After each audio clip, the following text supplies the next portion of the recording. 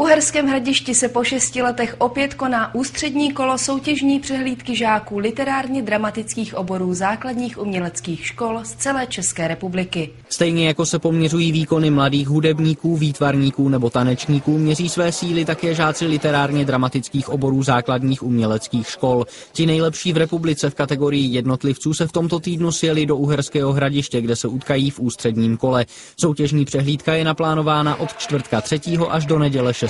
června. Programy jsou trošku složité, protože začínají v Redutě, tam bude vyhodnocení slovesné části soutěže. Já vám ukážu zrovna, máme tady almanach z těch prací, jmenuje se Nedopsatelné chvění a bylo tam vyhodnocené z celé republiky 30 nejlepších autorů. Ve čtvrtek večer se v sále Reduty uskutečnil slavnostní program, během kterého úspěšní autoři prezentovali své literární umění.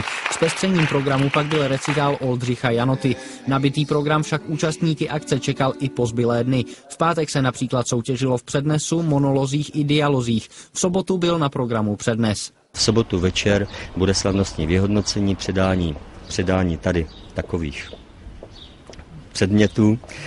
Z Uherského Hradiště máme pro ně krásné ceny, máme spoustu sponzorů a doufám, že všichni budou spokojeni. A večer nám bude hrát Jazz Gang a bude nám hrát cymbalová muzika Harafica. Na výkony žáků literárně dramatického oboru se samozřejmě může přijít podívat také veřejnost. Jen je potřeba brát velké ohledy na mladé účinkující, aby příchozí diváci nenarušili soutěžní soustředění.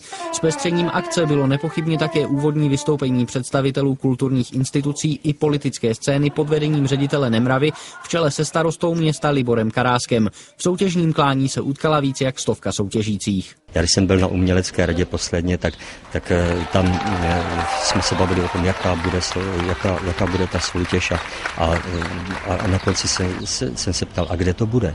Oni říkají, no přece v Hradišti.